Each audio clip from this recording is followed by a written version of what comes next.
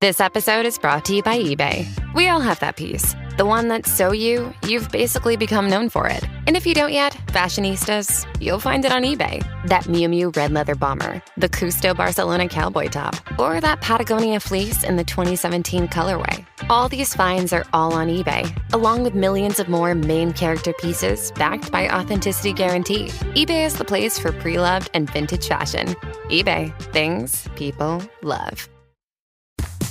This episode is brought to you by State Farm. Knowing you could be saving money for the things you really want is a great feeling. Talk to a State Farm agent today to learn how you can choose to bundle and save with the Personal Price Plan. Like a good neighbor, State Farm is there. Prices are based on rating plans that vary by state.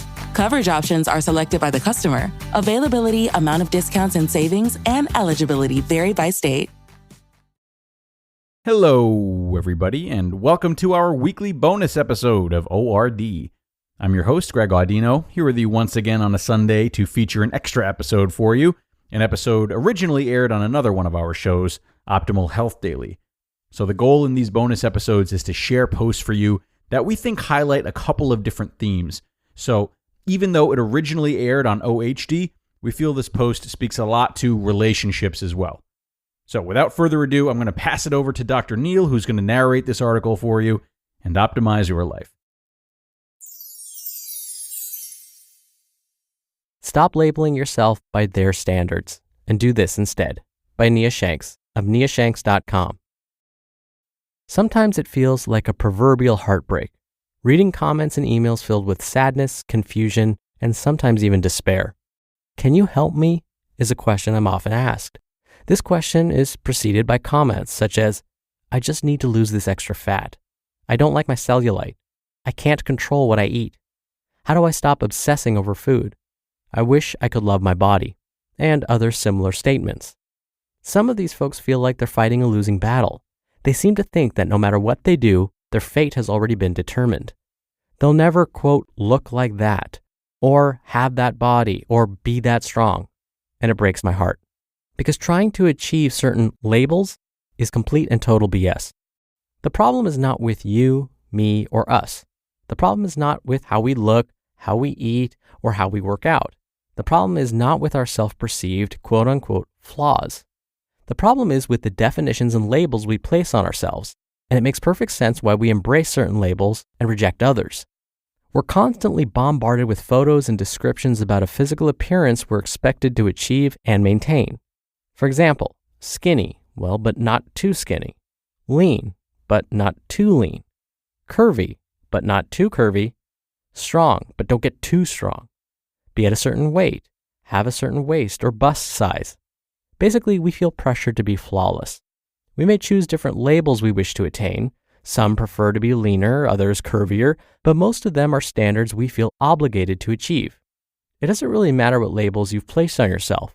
We all feel the pull to imitate what's perceived as the, quote, ideal.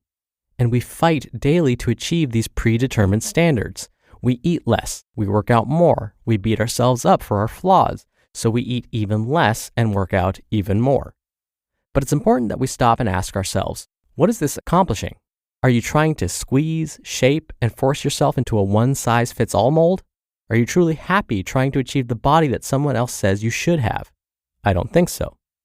These labels, these one-size-fits-all labels, don't help us become better, and they certainly don't encourage us. They bring frustration, disappointment, and shame. If we don't adorn these labels flawlessly each and every day, we feel shame for not achieving or maintaining these standards. Enough is enough. It's time for a change. No, it's not going to be easy. We're fighting decades of habits and preconceived standards that have been ingrained in us since we were young. It's one thing for us to say, no more. I will not define myself with these labels and I will love my body. But it's another to actually make this a reality. But you can do it. We can do it. And we can teach the younger generations to accept these new truths in the process so they choose strength over dieting. These one-size-fits-all labels are restraining us from reaching our true individual potentials. That's why you must embrace your own labels, the labels you choose to adorn, not labels that hold you back, put you down, or try to force you to be something you're not, but labels that express your awesomeness and your uniqueness. What characteristics make you uniquely you? What strengths do you possess? What qualities can you embrace, highlight, and allow to shine? Your body image does not define you or determine your self-worth. So what qualities beyond the physical do you love about yourself?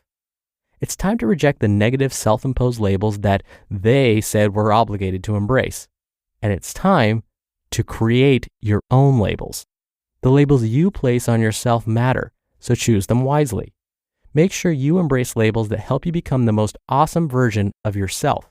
Do things like work out and eat simple, whole, real food meals because you love your body. Because you love your body this very moment, just the way it is. Because you're not concerned with achieving someone else's standards, but because you want to become the best version of yourself. And that version is confident, awesome, intelligent, loving, strong. Don't forget there's strength beyond the physical realm. Badass, relentless, determined. That short list doesn't even tap into the amazing characteristics that are blooming inside of you, but it's a good start. We just need to embrace them. You need to embrace them. It's time to adopt labels that express our individual strengths and our personalities. It's time to love your body because it's yours. You just listened to the post titled, "Stop Labeling Yourself by Their Standards and Do This Instead" by Nia Shanks of niashanks.com. Eczema isn't always obvious, but it's real. And so is the relief from Ebglyss.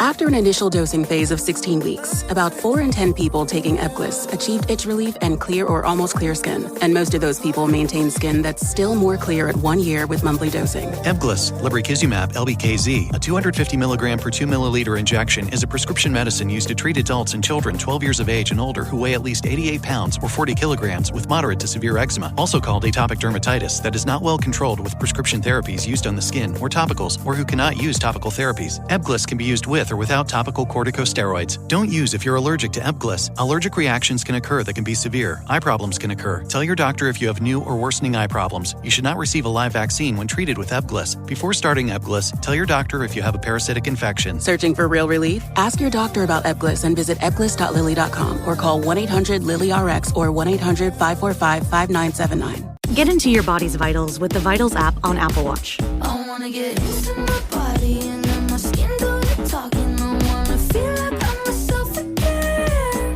The Vitals app tracks key overnight metrics so you can spot changes in your health before you feel them. The Vitals app on Apple Watch. iPhone XS or later required. The Vitals app is for wellness purposes only and not for medical use.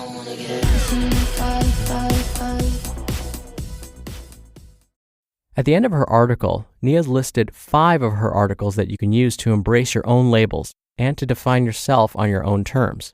You can find those by clicking on the link to the original article in this episode's description. And for me, one of the hardest things to do is to sit there and identify my own strengths. I talk about myself a lot on this show, so that might be hard for you to believe. But honestly, to sit down and think about, wow, I'm really good at this, it's just maybe not something that you're comfortable doing. Sometimes you just may not give yourself enough credit for the things that you are or the things that you do. So if you were to sit and think about your traits or your strengths, you may actually end up sitting there for a while before coming up with something that's significant. And you wouldn't be alone in that.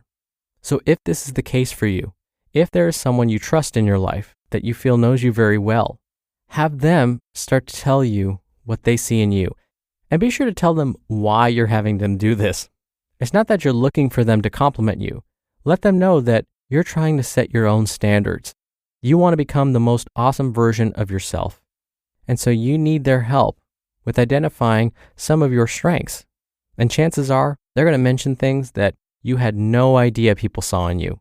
And that's always nice to hear. That'll do it from me for today. And I'll be back here tomorrow for our usual Friday Q&A. So definitely stay tuned for that, where your optimal life awaits.